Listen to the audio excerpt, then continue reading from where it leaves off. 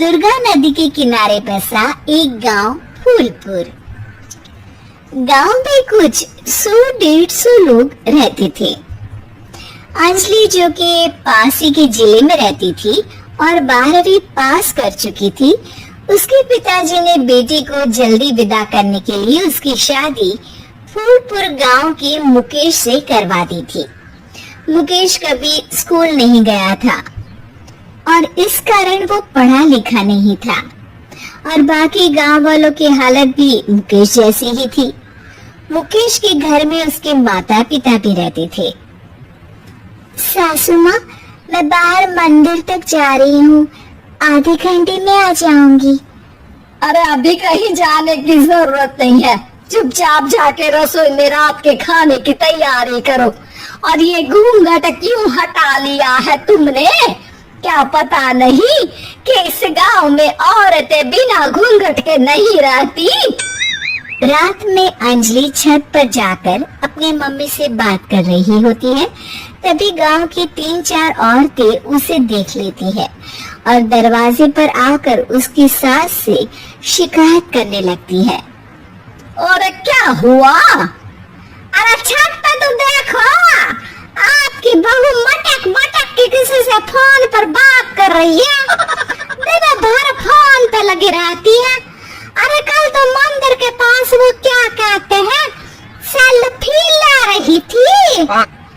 शहर की बहू रखना अच्छा शान की बात है, पर देखना इसके लक्षण से ये तो तुम्हारे परिवार को बदनाम ना कर दे। ये पहली बार नहीं था जब सास से गांव के लोगों ने अंजलि की बुराई या शिकायत नहीं की हो। अब तो ये रोज की बात थी। अंजलि ये सब सुन लेती है। जब वो नीचे जाती है तो मुकेश भी वहां जाता है। सास कहती है, बेटा, लोग घर आकर शिकायत करने लगे हैं बहू के कामों की।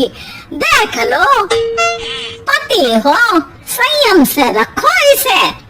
माँ जी, मैं तो अपनी माँ से बात कर रही थी क्योंकि यहाँ कोई बात करने लायक ही नहीं है और अब मैं माँ के पास ही रहूंगी। वहाँ क्या रहना, वहाँ बाहर के लोग तो ठीक है पर घर के लोग भी इज्जत ना दे सके। अरे नहीं नहीं अंजलि, ऐसा नहीं है, धीरे धीरे सब ठीक हो जाएगा, तुम फिक्र ना करो। अरे बस कुछ बोलना ही नहीं है, सर पे चढ़ा रखा है बहू को। सास मुकेश की नरम बात सुन के वहाँ से मुंह चढ़ाकर चली जाती है। मैं तो कहती हूँ हम दोनों शहर चले जाते हैं। मैं पढ़ी लिखी हूँ, मुझे वहाँ नौकरी भी मिल जाएगी और थोड़े दिनों में आप भी वहाँ कुछ काम ढूंढ लेना। अरे नहीं नहीं अंजलि, हम यहाँ ना गांव का खेत, माँ पिताजी को छोड़कर शहर नहीं जा सकते। माँ पिताजी को कैसा लगेगा और गांव वाले क्या सोचेंगे? ये कहकर मुकेश सोने चला जाता है और अंजलि की गांव वालों द्वारा बुराई का सिलसिला बहुत दिनों तक चलता ही रहता है। लेकिन अंजलि गुस्सा ना दिखाते हुए समझदारी से काम लेती है। बारिश का मौसम चालू हो जाता है।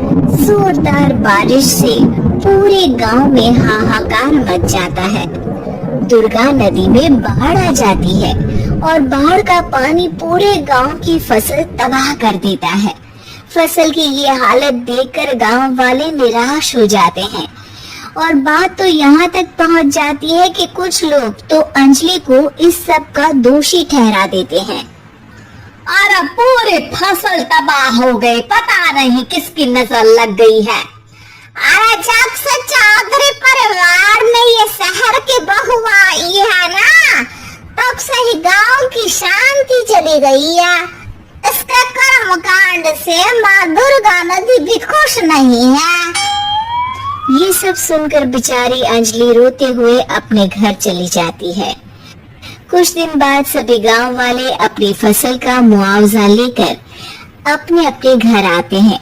मुकेश भी 1500 लेकर आता है। अंजलि को जब पासबुक दिखाता है तो अंजलि हैरान हो जाती है।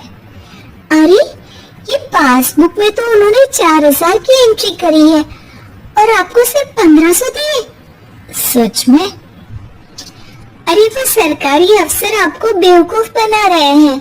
सरकार की तरफ से हमें 4000 मिले हैं, लेकिन बाकी का सारा पैसा खुद ही खा रहे हैं। आप लोग के अनपढ़ होने का फायदा उठा रहे हैं। ये सब सुनकर मुकेश परेशान हो जाता है, लेकिन अंजलि उसे हिम्मत से काम लेने को कहती है और सुबह होते ही मुकेश को पंचायत कार्यालय ले जाती है और साथ में गांव के और लोगों को भी। आप सरकारी बाबू क्या गांव के लोगों को बेवकूफ समझते हैं? आपको क्या लगता है ये पढ़े लिखे नहीं है तो आप कुछ भी मनमानी करेंगे? ये बेचारे दिन रात इतनी मेहनत करते हैं, ये हमारे अन्नदाता है और आप इनके साथ ऐसा धोखा करते हैं। अरे क्या बके जा रही है ये लड़की, किस धोखे की बात कर रही है? अपने कांड करके नदी माँ को नाराज करके हमारा नुकसान करके इसे चैन नहीं मिला क्या? सरपंच जी, इन सरकारी बाबू ने मुझे बेवकूफ बनाया है और मेरे हिस्से के पैसे खुद चट कर गए। बस ये सुनते ही सरपंच वहाँ से दुम दबाकर भाग जाता है। पता चलता है कि जनपद अधिकारियों ने गांव के सरपंच के साथ मिलकर सबके साथ धोखा किया है। सब लोगों का विरोध शुरू हो जाता है और आखिर में अधिकारी सब गांव वालों के हिस्सों के बचे हुए पैसे उन्हें लौटा देते हैं और कई दिन तक सरपंच गांव में लौटता ही नहीं। अंजलि, तुम नहीं होती तो हम गांव वालों को तो पता ही नहीं चलता कि ये हमें हर बार बेवकूफ बनाते हैं। हाँ हाँ अंजलि बेटी, हमें माफ कर दो। हम सब तुम्हें बुरा भला कहते रहे, लेकिन तुमने ही आज हमें बेवकूफ बनाने से बचाया है। हमें तुम पर गर्व है बेटी। अब समझ आया कि सरपंच तुमसे नहीं, तुम्हारे पढ़े लिखे होने से नफरत करता था। क्यों ना इस बार हम अंजलि को ही सरपंच पद के लिए चुन ले? क्या कहते हो गांव वालों? पढ़ी लिखी सरपंच। बस पूरा गांव अंजलि के लिए ताली बजाता है और अंजलि की सास उसे खुशी से गले लगा लेती है।